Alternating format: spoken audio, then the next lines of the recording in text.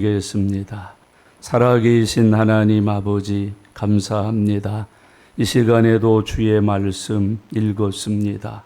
이제 이 말씀 풀어주실 때에 믿음으로 듣게 하여 주옵소서, 깨닫게 하여 주시옵소서. 이 말씀이 우리에게 은혜가 되게 해주시고 믿음이 되게 해주시고 성화되게 하시는 하나님이 주신 선물 되게 하여 주시옵소서.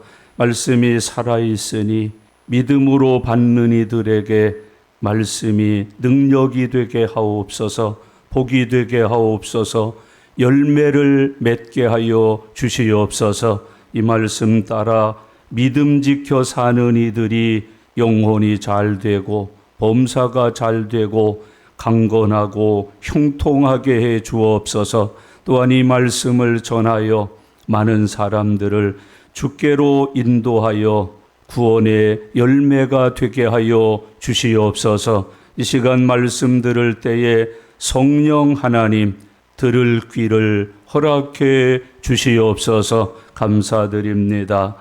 예수님의 이름으로 기도드리옵나이다. 아멘. 우리가 예수님을 믿는 사람들이라고 고백을 합니다. 우리가 믿는 예수님은 누구신가? 그 예수라는 이름 속에 있듯이 모든 죄인을 그들의 죄에서 구원하시는 구세주라는 의미를 가지고 있습니다. 정리하면 우리가 예수를 믿는다는 말은 나는 예수님을 나의 구주로 영접했습니다 하는 뜻이 됩니다.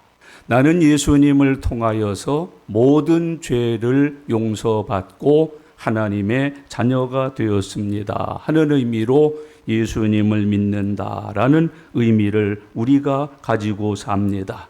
그래서 이 마가는 그 예수님을 가리켜서 복음이라고 표현을 했습니다. 복음이라고 하는 것은 모든 죄인을 구원하시는 하나님의 능력이라고 하는 뜻입니다. 오직 예수님만을 통해서 죄인들이 구원받을 수 있다. 어떤 죄인도 예수님만 믿는다면 그 죄에서 사함을 얻고 구원의 은총을 받을 수 있다 하는 의미에서 예수님을 복음이라고 표현하고 있습니다. 구원이라고 하는 것은 예수님을 믿는 믿음으로만 받을 수 있는 하나님의 특별한 은혜라고 성경이 증언하고 있습니다. 선한 행위로 구원받을 수 없습니다. 우리가 착한 일 많이 한다고 구원받을 수 없습니다. 다른 종교의 열심을 가지고 참석한다고 해도 구원받을 수 없습니다. 오직 예수님을 구주로 영접하여 믿는 믿음으로만 받을 수 있는 것이 구원의 은총이라고 성경이 선언하고 있습니다. 예수님 없는 구원은 없습니다. 예수님만 믿으면 어떤 사람도 구원받을 수 있게 하나님은 은혜를 베풀어 주셨습니다. 우리가 구원받는 데 꼭 필요한 것이 믿음이라고 하는 은혜입니다. 이 믿음을 가지지 아니하면 예수님을 영접할 수 없고 예수님을 믿지 아니하면 죄사함도 구원 얻는 은혜도 누릴 수 없게 된다고 가르칩니다. 이 믿음은 들음으로 난다고 성경이 가르칩니다. 믿음은 들음에서 나나니 그 들음은 그리스도 예수의 모든 말씀으로 인한다고 성경이 말씀해 주고 있습니다. 예수님은 믿고 들음으로 우리들을 구원받아 하나님의 자녀의 권세를 가지고 세상을 살게 하시기 위해서 예수님은 이 땅에 오셔서 가르치셨습니다. 이 땅에 오셔서 전파하셨습니다. 죄인들이 듣고 믿음이 생기고 그 믿음으로 구원에 이르는 은혜를 받게 하시기 위한 예수님의 특별 사역이었던 것을 성경이 가르쳐주고 있습니다. 그 결과로 예수님을 따르는 많은 사람들이 있었습니다. 구원받고 따랐습니다. 은혜 받고 따랐습니다. 성령 받고 따랐고 소명자가 되어 따랐습니다. 세상을 버리고 하나님을 따라서 살겠다고 헌신된 믿음으로 주님에게 나왔다고 성경이 기록하고 있습니다. 하나님의 거룩한 동력자가 되어서 주님을 기쁘시게 하는 사람이 되어 살겠노라고 하나님을 따라 나오는 사람들이 성경에 많이 있었다고 말합니다. 그러나 주님을 섬기되 사랑함으로 섬기면서 따르는 것만은 아니었습니다. 예수님을 시험하는 자들도 주님을 따라다녔다고 말합니다. 바리새인들이 그랬고 사두개인들이 그랬고 서기관들이 그랬고 유대의 많은 사람들이 예수님을 시험하기 위하여 예수님을 따라다녔다고 말합니다. 마귀의 종으로 따라다녔습니다. 마귀의 조종을 받으면서 예수님을 시험하며 많은 사람들을 괴롭게 하는 일에 앞잡이로 살았던 것을 성경에 기록하고 있습니다. 주의 일을 방해했습니다. 죄인들이 믿어서 구원받는 일을 회방하였다고 성경은 말씀하고 있습니다. 바리새인들이 예수님 앞에 나왔습니다. 예수님을 시험하기 위해서 질문을 합니다. 아내를 버리는 것이 합당합니까? 라고 물었습니다. 예수님은 모세는 뭐라고 가르쳤느냐 되물으십니다. 그리고 답변을 듣습니다. 모세는 이혼 증서를 주어서 여자를 버리는 것을 허락했사옵니다. 그때 예수님이 말씀하시기를 이혼을 허락한 게 아니고 너희들의 마음이 완악함을 인하여서 여자들을 보호해주고 지켜주기 위해서 그리한 일이다 라고 가르쳐 주셨습니다. 그리고 결혼과 이혼이 무엇인가를 예수님은 제자들에게 모여있는 사람들에게 가르쳐서 그들이 하나님의 뜻을 아는 일에 주님이 역사했던 모습들을 우리가 함께 공부했습니다. 결혼은 하나님이 만드신 법입니다. 하나님이 남자와 여자를 지어서 짝지어 만든 것이 결혼이라고 이야기하고 있습니다. 하나님이 짝지어 주신 것을 사람이 나눌 수 없다고 주님은 가르치십니다. 우리는 하나님 앞에 청지기로 삽니다. 시간에 대해서도 청지기, 돈에 대해서도 청지기, 이루어 주신 가정에 대해서도 청지기직을 성실하게 수행을 해야 됨을 말씀하고 있습니다. 아내를 향한 남편으로서의 청지기, 남편을 위한 아내로서의 청지기, 자식을 위한 부모로서의 청지기 사명을 제대로 감당할 수 있어야 한다고 주님께서는 가르쳐서 교훈해 주셨습니다. 우리가 결혼했을 때 고통이 많고 어려움이 많이 있습니다. 평생을 주님이 우리에게 짝지워 주셔서 나누지 못한다고 하셨기 때문에 그냥 살아야 되나? 그리스도인들에게는 이혼이라고 하는 것을 하면 안 되나? 성경은 꼭 그렇게 말씀하시지는 않습니다. 성경이 허락하는 이혼이 있습니다. 두 가지 경우에 이혼할 수 있다고 가르치셨습니다. 하나는 행음한 연고가 있을 때 그 사람은 이혼할 수 있다고 교훈해 주었습니다. 나를 놔두고 다른 사람들과 성적인 죄악을 범하였을 때 그것이 도무지 용서가 되지 않으면 하나님 앞에 영광이 되지 않는다고 믿어지면 헤어져서 살 수 있다고 말씀합니다. 그러나 헤어지는 것보다 더 귀한 은혜는 그 죄라도 용서할 수 있다면 헤어지지 말고 함께 살아갈 것을 주님께서는 교훈해 주셨습니다. 또 하나 이혼을 허락하는 경우가 있는데 신앙적으로 너무 달라서 신앙적으로 화합되지 못할 때 헤어져서 살라고 성경은 기록해 주고 있습니다. 불신 남자가 예수 잘 믿는 여자가 꼴 보기 싫어서 저 사람이 너무 신앙생활을 미친 듯이 하는 것이 나는 못마땅하다. 교회 다닌다는 이유로 제사도 안 지낸다. 교회 다닌다는 이유로 함께 놀러도 안 간다. 교회 다닌다는 이유로 술도 못 마시게 하고 담배도 못 피우게 한다. 교회 다닌다는 이유로 불신 친구들과 함께 집에 놀러 오는 것도 싫어하고 미워한다. 나는 저 여자와 못 살겠다. 그때 신앙적인 이유 때문에 헤어지기를 원하면 그 사람이 회개하고 믿어서 구원받은 하나님의 자녀가 되기 전에 헤어질 것을 성경은 말씀해 주고 있습니다. 여러분, 이단에 속했을 때 이단에 가 있는 사람들을 위해 기도하고 권면하고 찾아가고 설득하고 돌아오지 않을 때 이혼이 가능하다고 성경은 가르쳐주고 있습니다. 믿지 않는 사람과 멍에를 맺은 것을 하나님은 싫어하십니다. 믿지 않는 사람과 멍에를 매는 것을 하나님은 금하십니다. 그래서 신앙이 다르고 이단에 속하고 진리에서 벗어난 삶을 사는 사람과 헤어져 살 것을 성경은 우리에게 교훈해 주었습니다. 이제 오늘 읽은 이 본문 말씀은 그런 가르침의 과정 중에 어린아이를 통해서 우리에게 교훈하시는 말씀을 기록하고 있습니다.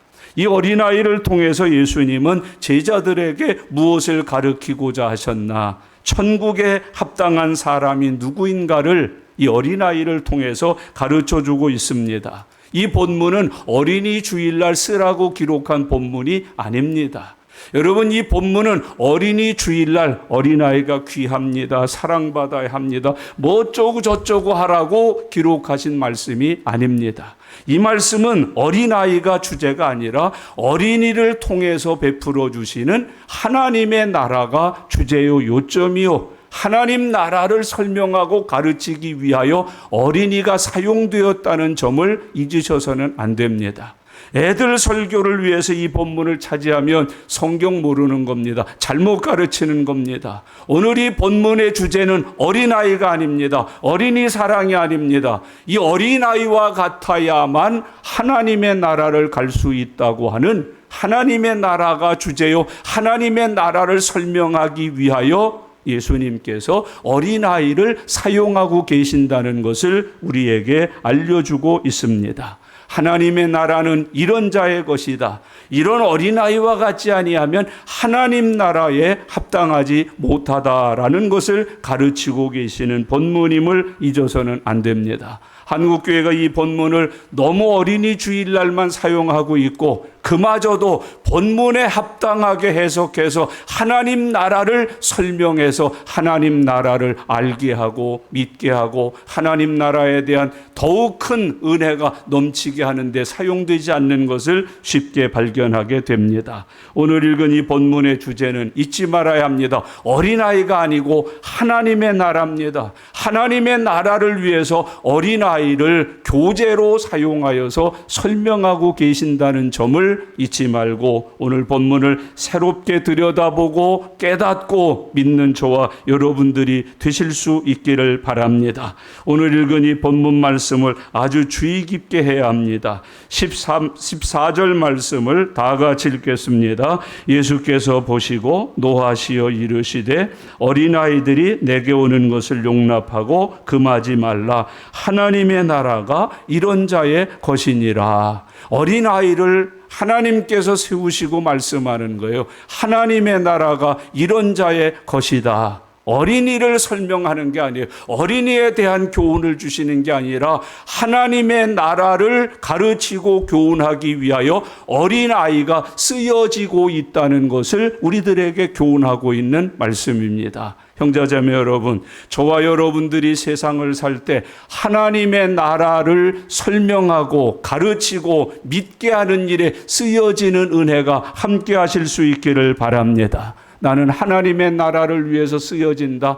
하나님의 나라를 위해서 쓰여지면서 사는 것이 그리스도인들의 삶이다 하는 것을 우리에게 교훈해 주고 있습니다. 성경에 보면 하나님의 나라라는 표현들이 많이 나옵니다. 이 하나님 나라를 다른 표현으로 보면 하늘나라라 그랬고 한문으로는 천국이라고 표현을 했습니다. 하나님 나라 그러는 것은 우리가 보편적으로 아는 천국입니다. 근데 왜 하늘나라라고 했는가? 하나님이라는 단어를 유대 사람들은 함부로 못 썼습니다. 불경할까 봐서 하나님이라는 단어 대신에 하늘이라는 단어로 바꾸어 사용을 했습니다.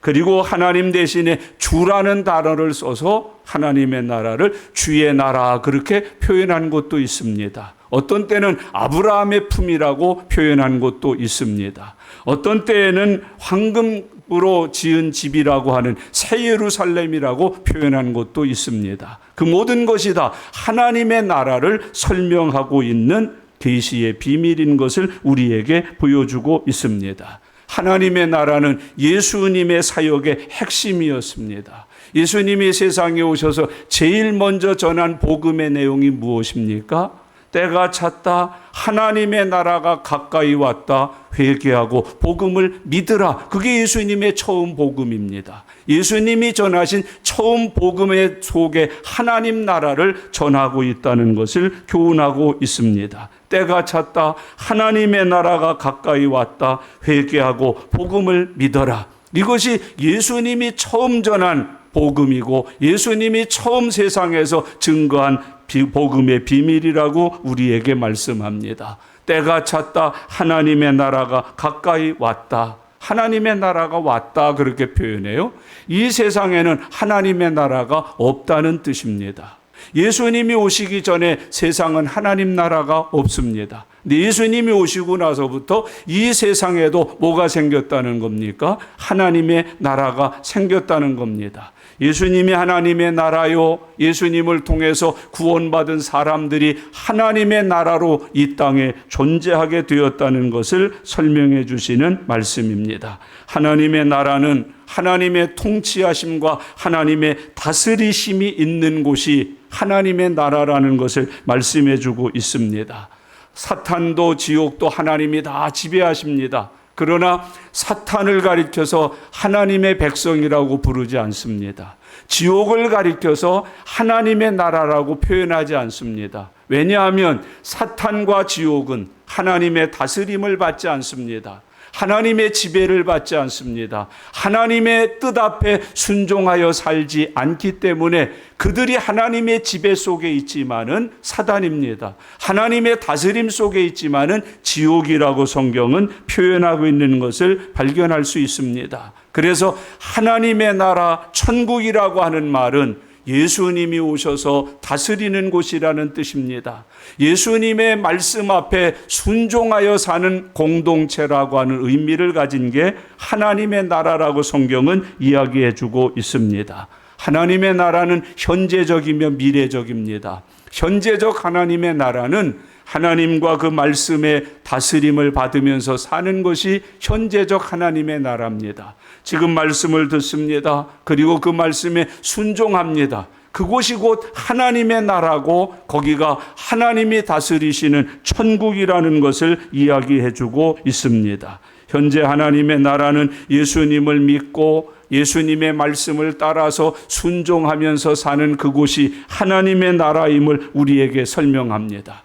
우리가 그렇게 믿음으로 이 땅에서 예수님의 다스림을 받으며 살다가 성경에 말씀하고 있는 대로 예수님이 재림하여 오실 때에 세상의 모든 것을 심판해 버리시고 우리를 위하여 준비한 곳으로 우리를 데려가 살게 하실 때 그것을 가리켜서 완성된 하나님의 나라라고 표현합니다. 형제자매 여러분, 우리는 앞으로 완성될 하나님의 나라에 예비되어 있는 하나님의 백성들입니다. 이제 우리가 믿음을 지켜 이 믿음의 끝에 주님을 만나게 될 것이고 우리가 그 주님을 만나는 순간에 우리는 완성된 하나님의 나라에서 영생을 누리며 살게 될 것이라고 말씀하고 있습니다.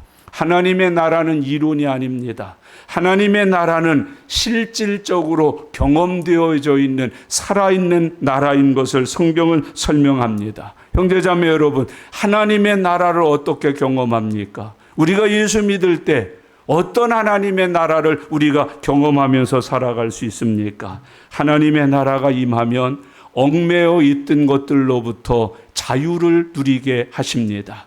내게 얽매였던 것들로부터 자유가 주어졌을 때 그것을 우리는 하나님의 나라를 경험하는 것이라고 성경은 표현합니다. 하나님의 나라가 임하면 모든 매여있던 것들로부터 우리가 자유를 얻습니다. 예수님이 오셔서 마귀를 쫓아내셨다, 귀신을 쫓아내셨다는 사역들을 많이 하셔요.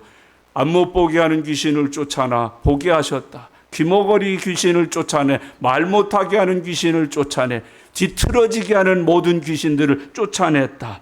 그 귀신이 쫓아냈다는 말은 무슨 뜻이에요?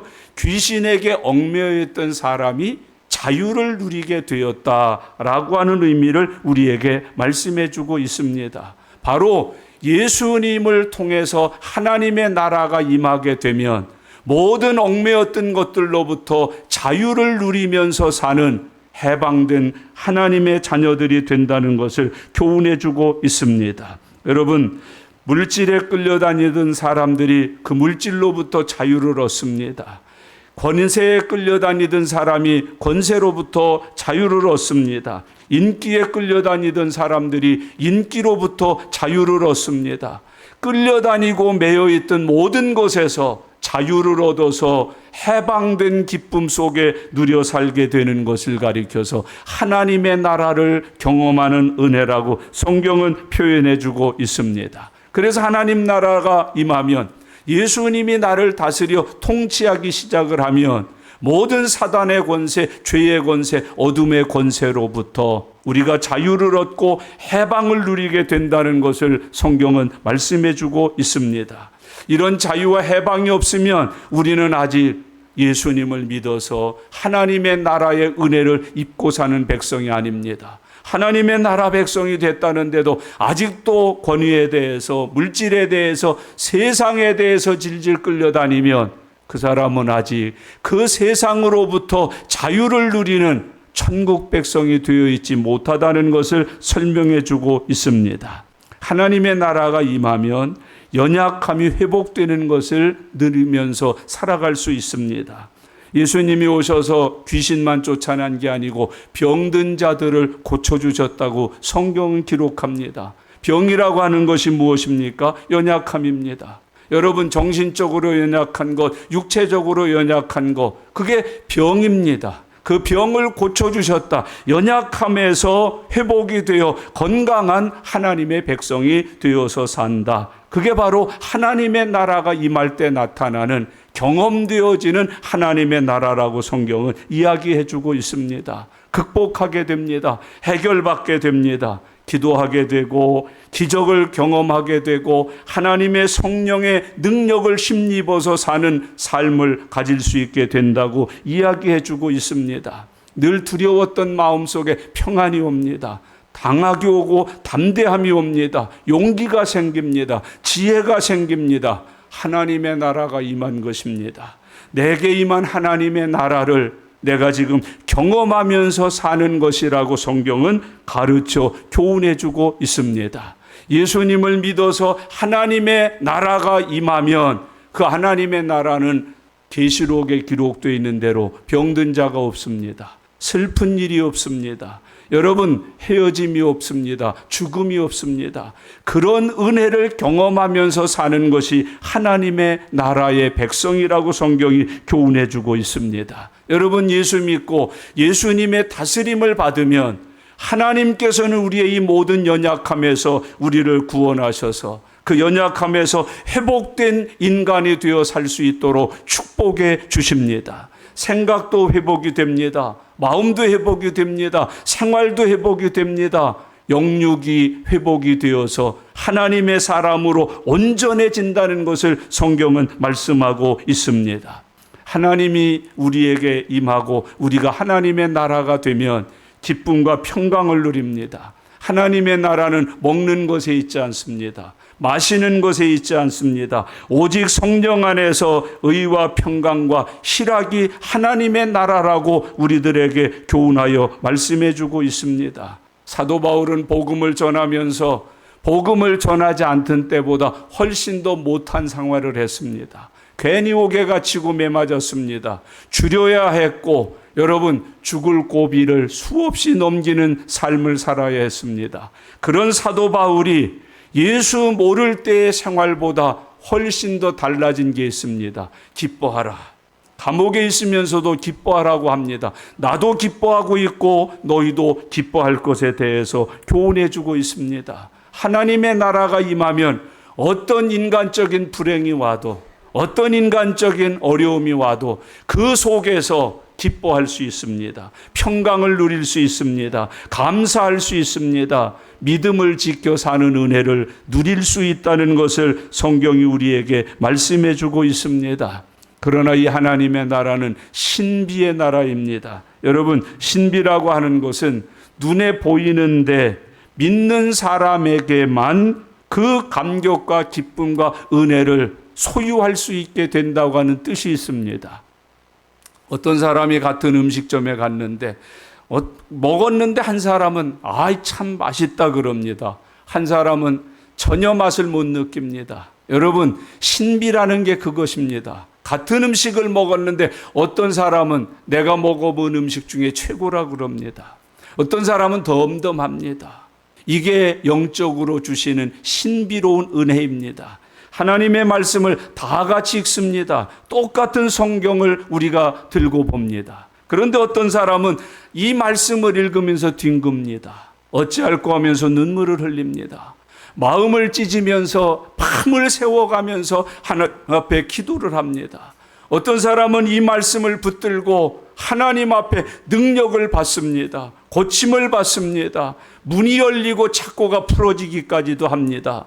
불가능한 일을 가능케 하시는 은혜를 경험하면서 살아갑니다. 근데 똑같은 말씀을 읽고 들었는데 덤덤하고 아무 감각도 없고 느낌도 없습니다. 신비입니다. 여러분, 이 말씀이 모든 사람에게 로고스입니다. 하나님이 하신 말씀이 틀림없고 기록하신 말씀이 틀림이 없습니다마는 여러분, 하나님의 나라는 네마로 임할 때 하나님의 나라가 됩니다.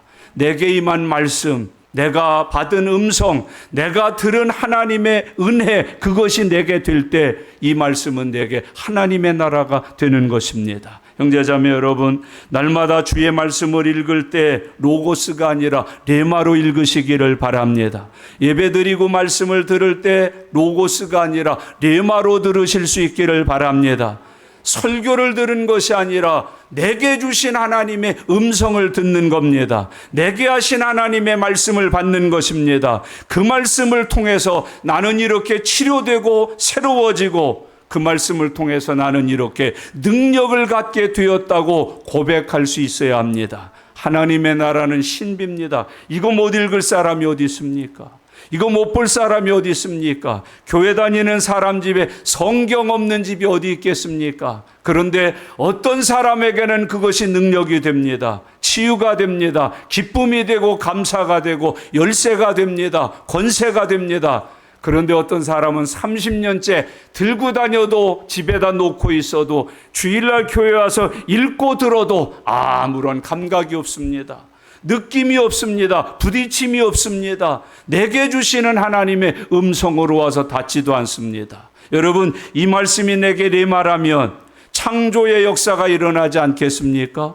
될지니라 하면 되지 않겠습니까? 여러분, 이 말씀이 내게 주신 레마라면 이 말씀을 받을 때 나의 삶에 이 말씀대로 역사가 일어나야 합당하지 않겠습니까? 내 믿음으로 구원을 받아라 그러면 구원을 받는 거고, 모든 귀신은 떠나가라 그러면 떠나가는 것이고, 병에서 놓여 건강할지어다 그러면 건강해지는 것입니다. 믿은 대로 되라 그러면 되는 것입니다.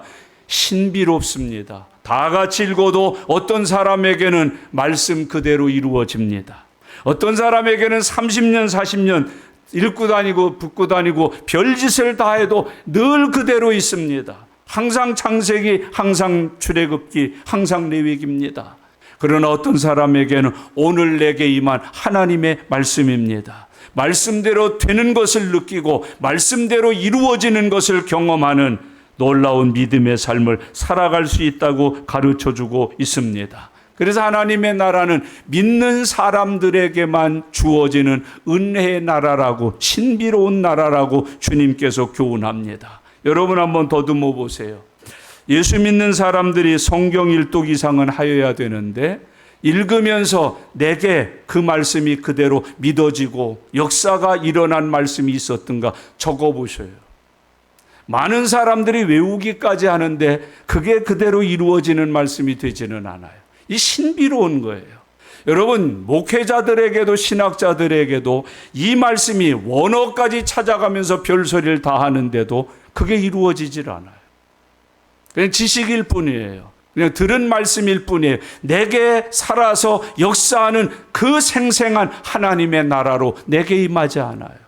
여러분, 이 신비가 저와 여러분에게 은혜로 함께 하실 수 있기를 바랍니다. 이런 하나님의 나라가 어린아이와 같은 사람의 것이라고 말합니다. 어린아이와 같지 아니하면 이런 하나님의 나라를 경험할 수 없고 그 나라에 들어갈 수 없다고 말합니다. 하나님 나라는 어린아이와 같은 사람의 것이요 어린아이 같은 사람만이 하나님 나라에 합당하다고 주님이 가르쳐주고 있습니다. 13절 말씀을 다 같이 읽겠습니다. 사람들이 예수께서 만져주심을 바라고 어린아이들을 데리고 오매 제자들이 꾸짖었다, 그렇게 말해요. 사람들은 어린아이들을 데리고 예수님께 왔다. 예수님을 어린아이들에게 데리고 왔다. 왜 그랬대요? 만져주심을 바라고. 이 어떤 성경에는 안수기도 해주시기를 바라고 그렇게 되어 있습니다. 성경의 안수기도를 받아야 될 때 몇 가지 경우에 받아요. 첫째는 세례를 받을 때 안수해줘요. 그러니까 이 아이도 하나님 앞에 뭐 받으러 나온 거예요? 세례 받으러 나온 거예요. 또 병든 자를 고칠 때 안수해줘요. 이 아이 왜 데리고 나온 거예요? 영육간에 질병이 있어서 고침받으려고 나온 거예요. 세 번째는 축복을 받으려 할 때 하나님 앞에 안수기도를 받으면서 축복을 받는 것으로 여기는 것이 이스라엘 사람들의 생활이에요. 그래서 이 아이를 데리고 예수님에게 나왔다 하는 말은 무슨 뜻이에요? 이 아이가 세례받기를 원해서 나왔다. 고침받고 건강하기를 위해서 나왔다. 축복받아서 잘 되기를 위해서 아이를 데리고 예수님 앞에 나왔다 하는 것을 보여주고 있습니다. 형제자매 여러분, 은혜 받고 믿음으로 살기를 소원해서 아이를 데리고 예수님 앞에 나왔다는 거예요. 성령 충만받고 능력받고 평생을 주님 주신 은혜로 승리하게 만들기 위해서 아이를 데리고 예수님 앞에 나왔다는 거예요. 예수님이 하나님의 은혜를 받고 자랄 때 키가 자랐다, 지혜가 자랐다, 그리고 은혜와 진리로 충만했다. 자라면서 하나님과 사람 앞에 은총과 귀중히 여김을 받았다. 그런 소원을 가지고 아이들을 데리고 왔다는 거예요. 형제자매 여러분, 우리가 가져야 되는 소원 중에 사람에 대한 소원이 커야 됨을 기억하고 살아가시기를 바랍니다. 돈에 대한 소원이 아닙니다. 여러분, 권세에 대한 소원이 아니라 사람에 대한 소원이 크게 가지시는 주님의 자녀들 되실 수 있기를 바랍니다. 여러분, 제자들은 꾸짖었다고 그래요. 어린아이들을 데리고 오매 제자들은 꾸짖었다. 이때 당시 어린아이가 어떤 취급을 받았는지를 설명해 주는 말씀이죠. 애들은 숫자에도 안 들어갔어요. 애들은 귀찮은 존재예요. 하찮은 존재예요. 애들은 사람 대접을 받지 못하던 시대에 이 말씀이 기록되어 있었습니다. 사람들 앞에 오는 것을 꾸짖으셨다. 형제자매 여러분, 어린아이들이 주님 앞에 나오는 것을 제자들이 꾸짖었다고 말하고 있습니다. 누구도 예수님 앞에 나오는 것을 꾸짖거나 회방하거나 가로막아서는 안 될 것을 주님께서는 교훈해 주고 있습니다. 혈류증을 앓았던 여자가 예수님 앞에 나올 때에도 제자들이나 주변 사람들이 막았어요. 냄새 난다고, 부정하다고. 그런데 믿음으로 주의 옷자락을 잡을 때 그가 고침을 받았습니다. 내 아이를 데리고 예수님 앞에 나와서 주님 앞에 안수해 주심을 바라고 축복해 주심을 바라면서 기도할 때 하나님의 역사가 함께할 줄로 믿습니다. 성경에 보면 이런 부모님들의 수고가 참 많이 기록되어 있어요. 귀신 들린 자식을 두었어요. 이거 어떻게 고쳐요? 예수님 앞에 나와서 빌어요. 여러분, 병든 자식이 있어요. 예수님 앞에 나와서 빌어요. 수로보니게 여인 같은 경우는 엄청난 멸시를 당하고 창피를 당하면서도 그럴지라도 상에서 떨어지는 부스러기를 개들이 먹는다고 외치면서 주님의 도우심을 구해요. 고치심을 원해요. 그때 예수님께서 이만한 믿음을 본 적이 없다고 하시면서 내 믿음대로 되라고 그 여인의 아기를 고쳐주는 모습을 성경에 기록하고 있습니다. 한국교회도 이런 전통이 있었습니다. 새벽마다 부모들이 나와서 눈물로 기도 많이 했습니다. 오늘 이 본문에 있는 대로 자식들을 안고 주님 앞에 나와서 구원받게 해달라고, 하나님의 종이 되게 해달라고, 주님의 축복 가운데 평생을 살아갈 수 있게 해달라고 많이 기도했어요. 교사들이 눈물로 발버둥 치면서 위치면서 기도했어요. 여러분, 이 시대 한국교회에 사라진 것들이 있다면 아이들을 데리고 주님 앞에 나와서 그 주님의 만져주심을 바라는 영적인 기대감들이 사라졌어요. 주일학교 아이들의 부흥을 위해서 기도하는 교사들이 보기 힘들어졌어요. 내 아이가 하나님의 은혜를 받고 구원받고 축복을 받아서 평생을 주님 영광 위해서 헌신하기를 위해서 기도하는 부모들이 없어요. 여러분, 자식 때문에 하나님 앞에 나와 어린 영혼들 때문에 주님 앞에 나와 이 사람들처럼 기도하는 사람으로 살아가고 계십니까? 철회하면서 삽니까? 금식하면서 삽니까? 이런 아름다운 영적인 자세가 없어져 있는 모습들을 우리는 쉽게 발견하고 있습니다. 여러분, 오늘 주님께서 14절 말씀을 보시면서 아주 가슴 아파하셔요. 같이 읽겠습니다. 예수께서 보시고 노하시어 이르시되 어린아이들이 내게 오는 것을 용납하고 금하지 말라. 하나님의 나라가 이런 자의 것이니라 그러셨어요. 예수님이 화내셨어요. 예수님이 화내신 것이 성경에 있습니다. 여러분, 진리를 보고도 히히거리는 것, 화낼 줄 모르는 것, 그 죽은 사람이에요. 여러분, 잘못됐는데 화를 내지 않는 게 그게 어떻게 좋은 것이에요? 그건 잘못된 사랑이에요. 그건 잘못된 신앙이에요. 잘못 배운 거예요. 잘못 실천하는 거예요.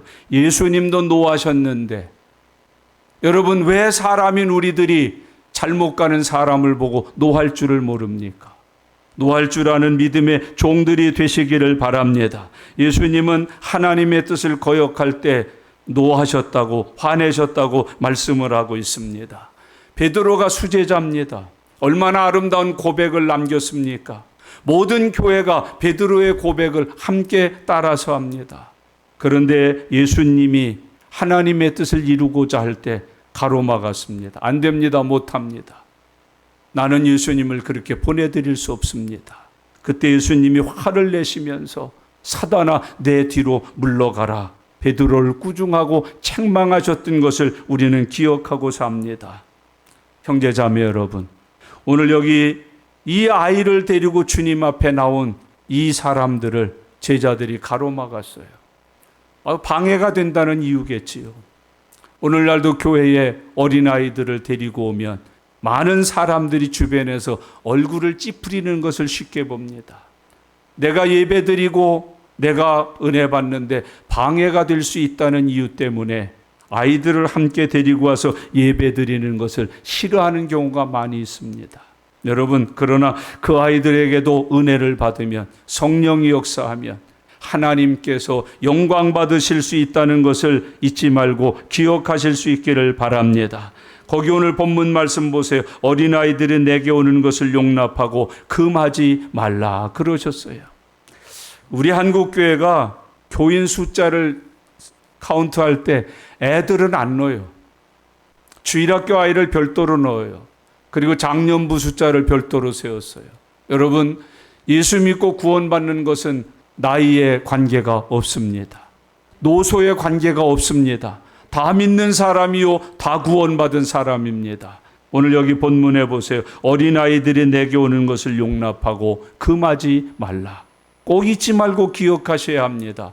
용납하고 금하지 말라고 이야기해 주고 있습니다. 문을 개방하라는 거예요. 그 아이들을 초청하여 모으라는 거예요. 너도 나도 할 것 없이 다 함께 하나님 나라의 은혜를 누릴 것에 대해서 교훈해 주시는 말씀입니다. 하나님의 나라가 오히려 이런 자의 것이니라고 말씀하고 있습니다. 하나님의 나라가 이런 자의 것이니라. 여러분, 15절 말씀 다 같이 읽겠습니다. 내가 진실로 너희에게 이르노니 누구든지 하나님의 나라를 어린아이와 같이 받들지 않는 자는 결단코 그곳에 들어가지 못하리라 하시고 그러셨어요. 여러분, 하나님의 나라는 이런 아이라고 표현하시면서 하나님 나라에 갈 수 있는 사람의 특징을 말씀하셔요. 받드는 자가 들어간다. 하나님의 나라는 받아들이는 사람에게 주어지는 선물이라고 표현해 주고 있습니다. 요한복음은 우리에게 하나님의 나라의 특징을 영접이라는 단어를 사용해요. 영접하는 자, 곧 그 이름을 믿는 자들에게는 하나님의 자녀가 되는 권세를 주셨다. 어린아이와 같이 영접하는 사람, 잘 받아들이는 사람이 하나님 나라에 합당하다고 표현해 주고 있습니다. 형제자매 여러분, 예수 그리스도를 잘 받아들이는 것, 그것이 믿음입니다. 말씀을 잘 받아들이는 것, 그것이 은혜 받는 첩경인 것을 우리에게 가르쳐 주고 있습니다. 어린아이들은 받아들이는데 가장 탁월하다고 그럽니다. 그래서 이 어린아이와 같이 하나님의 나라는 받아들이고 영접하고 자기의 것으로 삼는 자에게 주어지는 은혜라는 것을 설명해 주고 있는 말씀입니다. 어린아이들은 특징이 하나 있는데 부모를 믿는 믿음이 찰떡 같아요. 부모를 믿는 믿음이 찰떡 같은 게 어린아이의 특징입니다. 부모만은 꼭 알아요. 그리고 그 부모가 없으면 큰일 나는 줄 알아요. 그래서 항상 어린아이에게는 부모에 대한 생각과 부모에 대한 말이 가득한 것을 발견할 수가 있습니다. 절대로 떨어지지 않으려고 그럽니다. 그래서 부모가 애이 떼놓고 가려면 어떻게 하고 갑니까? 재워놓고 갑니다. 눈 뜨고 깨어있을 동안에는 절대로 애를 떼어놓을 수 없습니다. 엄마 그럽니다. 아빠 그럽니다. 모든 의식주의 문제도 부모를 의존합니다. 밥 주세요. 물 주세요. 돈 주세요. 옷 주세요. 씻어 주세요. 어린아이와 같지 아니하면 하나님 나라에 합당하지 않다. 형제자매 여러분, 우리가 하나님을 아버지로 믿지 않습니까? 우리도 하나님 아버지의 자녀 아닙니까? 이런 특징을 가진 신자인지를 살펴보실 수 있기를 바랍니다. 내가 어린아이처럼 엄마 아빠를 그렇게 붙들고 있는가? 의지하고 있는가? 찾고 있는가? 엄마가 안 보이면 불안해하고 있는가? 무엇이든지 엄마만 부르면 해결된다고 믿고 있는가? 이 어린아이와 같지 아니하면 하나님 나라에 합당하지 못하다. 형제자매 여러분, 우리의 신앙이 이 어린아이와 같은 영적인 상태로 믿고 있는 신앙인지를 다시 한번 확인해 보는 은혜가 함께 하실 수 있기를 바랍니다. 하나님 자주 찾으십니까? 야야 엄마 떨어져 그만 불러라. 저거는 뭐든지 엄마밖에 몰라. 이 어린아이와 같지 아니하면 하나님 나라에 합당하지 않다. 여러분, 우리가 교회 다닙니다. 주일을 아주 그럴싸한 모습으로 와서 지킵니다. 그런데 한 주간 내내 우리는 엄마 없이도 삽니다. 아버지 없이도 삽니다. 일주일 내내 한 번도 엄마를 부르진 적이 없습니다. 아버지를 부른 적이 없습니다. 그리운 적도 없습니다. 불편한 적도 없습니다. 여러분, 배가 고플 때도 엄마를 안 불렀습니다. 무엇이든지 필요한 것이 있을 때 우리가 엄마를 찾지 않았습니다. 오늘 예수님은 어린아이를 앞세우면서 제자들에게 가르칩니다. 이 어린아이와 같지 아니하면 하나님 나라에 합당하지 않다. 여러분, 일주일을 사시면서 아버지를 몇 번 불러보셨습니까? 아빠 밥 주세요. 엄마 밥 주세요. 몇 번 불러보셨습니까? 몇 번 찾으셨습니까? 과연 우리는 하나님 나라에 합당한 사람인지 확인해보고 사는 은혜가 함께 하실 수 있기를 바랍니다. 절대로 떨어지지 않습니다. 내 눈에 엄마가 보이기 전까지는 기쁨도 없고 평안도 없습니다. 두렵고 무섭고 떨립니다. 할머니에게, 옆에 있는 사람에게, 돌봐주는 사람에게 늘 묻는 질문이 있습니까? 엄마 언제 와요? 근데 아빠 엄마 언제 와요? 엄마 언제 와요? 엄마는 도대체 어디 간 거예요? 엄마 언제 와요? 엄마가 언제 오는지, 엄마가 어디 갔는지, 엄마는 왜 안 오는지, 이 어린아이와 같지 아니하면 하나님 나라에 합당하지 않다고 말씀하셔요. 우리는 하나님을 아버지로 부릅니다. 우리의 신분은 하나님 아버지의 자녀라고 말합니다. 어린아이와 같이 아버지를 찾고 부르십니까? 절대적 의존하십니까? 절대적으로 아버지 한 분만으로 만족하여 살아가십니까? 다른 것이 필요 없습니다. 엄마가 있으면. 엄마가 주는 것은 좋고 나쁘고 맛있고 맛없고 따지지 않습니다. 어린아이와 같지 아니하면 여러분, 이 어린아이는 철저하게 의존하고 사는 은혜를 우리에게 보여줍니다. 의식주가 됐던 어떤 것도 의존적으로 사는 것이 어린아이입니다. 우리도 하나님을 이렇게 의존해야 된다고 이야기해 주고 있습니다. 어린아이는 잘 받아들입니다. 철저하게 받아들입니다. 손 씻고 와 그러면 손 씻고 옵니다. 여러분, 자기 싫어도 이제 자고 내일 아침에 일어나서 학교 가야지. 그럼 억지로라도 참 또 이렇게 했다가 또 펴보고 하면서도 엄마가 얼른 자라고 해서 잠자리에 듭니다. 일어나 그러면 일어납니다. 양치질해 그러면 양치질합니다. 밥 먹어 그러면 밥 먹습니다. 숙제해 그러면 숙제합니다. 이런 믿음 생활이 저와 여러분에게 있으십니까? 이 어린아이와 같지 아니하면 우리는 마치 고아와 같이 신앙생활을 하고 있는지도 몰라요. 하나님을 안 찾아요. 하나님 없이도 우리가 얼마나 잘 사는데요. 한 번도 부르지 않아요. 하나님이 없는 것이 무섭지 않아요. 두렵지 않아요. 반대로 하나님이 계신데 무슨 걱정이 있어요? 무슨 염려가 있어요? 이 어린아이와 같지 아니하면 하나님 나라에 합당하지 않다고 주님이 가르쳐 교훈하고 있습니다. 여러분, 좋은 믿음은 어린아이와 같이 잘 받아들이는 믿음이에요. 받아들이는 것이 믿음임을 잊지 말고 살아가실 수 있기를 바랍니다. 하나님 나라 구원의 확신은 하나님이 주시는 은혜를 그냥 받아들이는 거예요. 받아들이는 것이 없고 의심할 때 확신이 없어요. 왜 그래야 되는데요? 무엇 때문에 그래야 되는데요? 어떻게 해야 되는데요? 주시는 대로 확신하여 사는 은혜가 함께 하실 수 있기를 바랍니다. 주께서 우리에게 교훈해 주시는 말씀이에요. 형제자매 여러분, 거기 본문 말씀 15절 16절을 다 같이 읽겠습니다. 내가 진실로 너희에게 이르노니 누구든지 하나님의 나라를 어린아이와 같이 받들지 않는 자는 결단코 그곳에 들어가지 못하리라 하시고, 그 다음에 16절이요. 그 어린아이들을 안고 그들 위에 안수하시고 축복하시니라. 아주 중요한 원리 아니겠습니까? 여러분은 하나님 앞에 어떤 신앙인으로 살아가고 계십니까? 어린아이와 같지 아니하면 하나님 나라에 합당하지 않다. 아버지가 계십니까? 여러분, 그 아버지 앞에 자녀라고 하는 권세와 신분을 가지고 계십니까?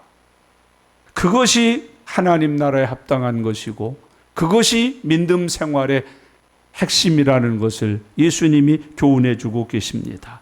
말씀을 정리하면서 이렇게 한번 해보겠습니다. 우리는 하나님 앞에 만져주심이 필요하다고 느끼십니까?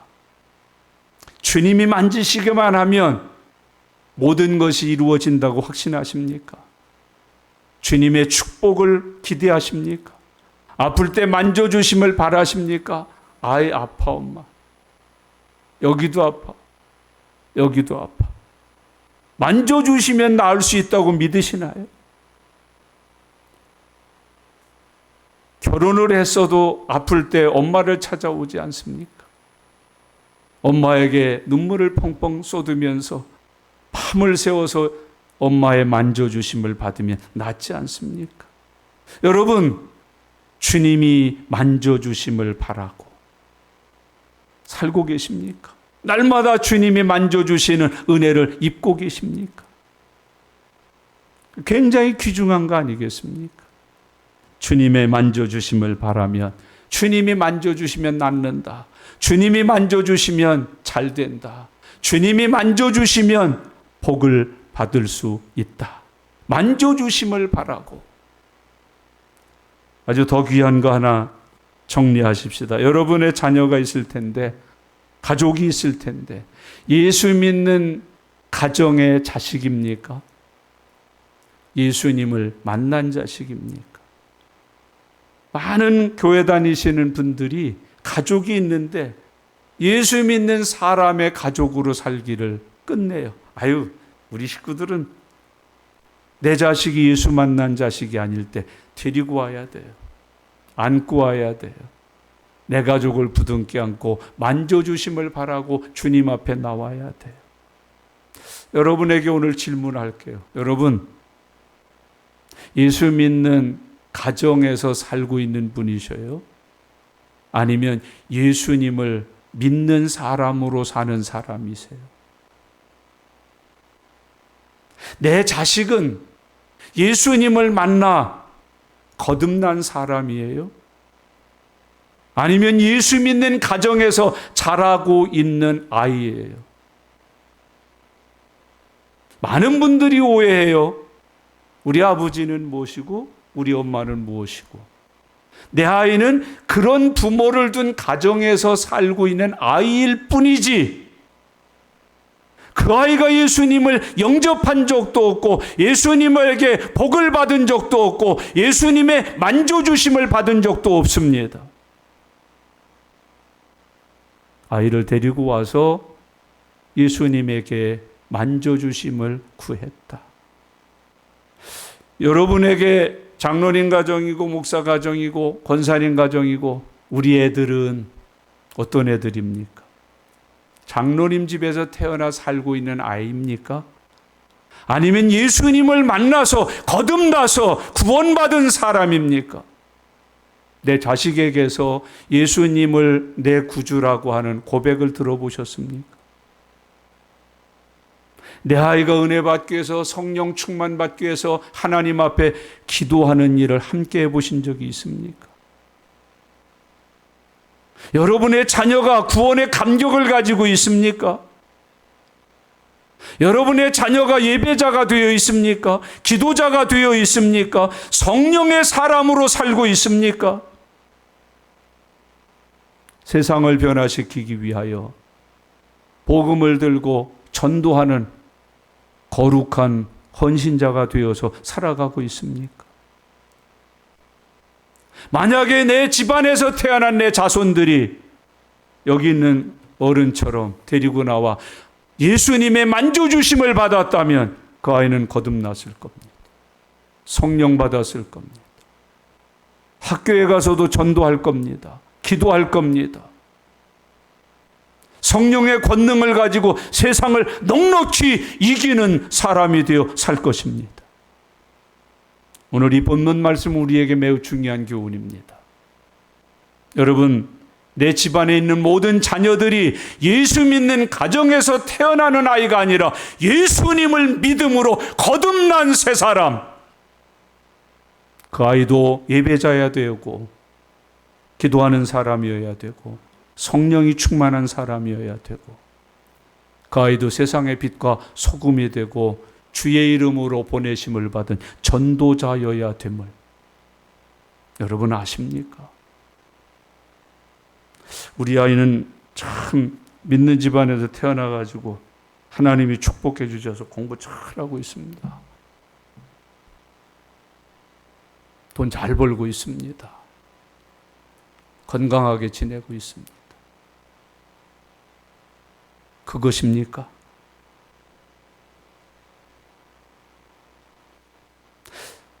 저와 여러분들의 삶 속에 하나님의 은혜가 함께 하시길 바랍니다. 마지막 적용하십시다. 어린아이를 데리고 예수님 앞에 만져주심을 바라고 어린아이를 데리고 나왔던 이 사람 말입니다. 여러분, 누군가에게 이런 영적인 사랑을 가져보신 적이 있습니까? 아유, 예수님, 이 사람 좀 만져주세요. 이 사람 좀 만져주세요. 그를 데리고 나와 예수님의 만져주심을 구해보신 적이 있으십니까? 오늘 주님은 우리에게 놀라운 하늘나라의 비밀을 가르쳐 줍니다. 하나님 나라는 어린아이와 같아야 된다. 이 어린아이와 같은 사람이 하나님 나라에 합당한 사람이다. 주 안에서 이런 은혜와 축복이 함께하는 저와 여러분들의 삶이 되시기를 예수님의 이름으로 축원합니다. 기도하겠습니다. 주신 말씀 붙드세요. 그리고 기도하셔요. 이 시대에 자식을 위한 기도가 줄어든 시대입니다. 내게 맡겨주신 영혼을 위한 부르짖음이 죽어있는 시대입니다.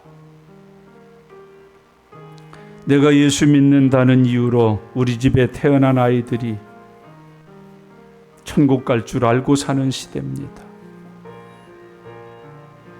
예수님의 만져주심이 필요한 것을 깨달으십시다. 내 아이에게서도 내가 고백하는 것처럼 예수님은 나의 구주라고, 하나님이 나의 아버지시라고, 나는 구원을 받았다고, 그 아이도 예배자가 되고, 그 아이도 기도자가 되고, 그 아이도 전도자가 되고, 그 아이도 성령이 충만한 그리스도인이 되어 사는 것을 보게 해달라고. 여러분, 이 시간 한번 기도하는 은혜가 함께 하시기를 바랍니다. 우리 다 같이 소리내셔서 어린아이를 데리고 와서 주님의 만져주심을 기대했던 이 어른이 오늘 되어보는 시간이 되시길 바랍니다. 다 같이 기도하겠습니다. 살아계신 하나님 아버지, 은혜를 감사합니다. 하나님, 오늘 주께서 우리에게 말씀해 주셨습니다. 하나님, 어린아이를 데리고 예수님 앞에 나와 만져주심을 바랬다고 했습니다. 주님께서는 그 어린아이를 품에 안으시고 축복하여 주셨다고 말씀했습니다. 하나님 아버지, 우리에게도 이런 믿음이 함께하는 은혜를 허락하여 주시옵소서. 하나님, 믿는 집안에서 태어났는데도 불구하고 한 번도 이런 영적인 삶을 살지를 못했습니다. 내 아이도 데리고 주님 앞에 나와 만져주심을 구하게 해 주시옵소서. 주님을 만나고 주님을 만났다는 고백을 가진 자녀로 장성하게 해 주옵소서. 하나님의 품에 안겨서 하나님의 축복을 받아서 영혼이 잘 되고 범사가 잘 되어 사는 은혜가 있게 하여 주시옵소서. 내 아이도 성령 충만 받아서 전도자가 되게 해주시고 예배자가 되게 해주시고 하나님의 영광을 위해서 헌신하여 쓰임받는 사람이 되게 하여 주시옵소서. 하나님, 저희들이 그런 믿음의 생활을 할 수 있도록 축복하여 주시옵소서. 하나님, 동행하여 주시고 인도하여 주시고 은혜로 역사하여 주시옵소서. 주님 감사합니다. 주님 감사합니다. 도와주시옵소서. 아멘. 살아계신 하나님 아버지, 오늘 주신 말씀과 같은 은혜가 우리에게 임하게 하여 주시옵소서. 어린아이를 데리고 예수님 앞에 나와 주님의 만져주심을 구하게 하여 주시옵소서. 예수 믿는 집안에서 태어난 내 자손이 아니라 예수 믿는 부모를 인하여서 주님을 영접한 사람, 주님에게 축복을 받는 사람, 주님의 영광을 위하여 소명자가 되고 헌신하는 사람이 되어 사는 은혜 누리게 하여 주시옵소서. 하나님, 내 아이들에게도 예수님이 나의 구주라고 하는 고백이 있게 해 주시옵소서. 예배자가 되게 해 주시옵소서. 기도하는 사람 되게 해 주시옵소서. 세상의 빛과 소금이 되고 전도하는 사람이 되게 하여 주시옵소서. 내 자녀들도 성령의 충만을 받게 하여 주시옵소서. 그러기 위하여 주님 앞에 데리고 나와 만져달라고 기도하게 해 주시옵소서. 감사드립니다. 예수님의 이름으로 기도드리옵나이다. 아멘.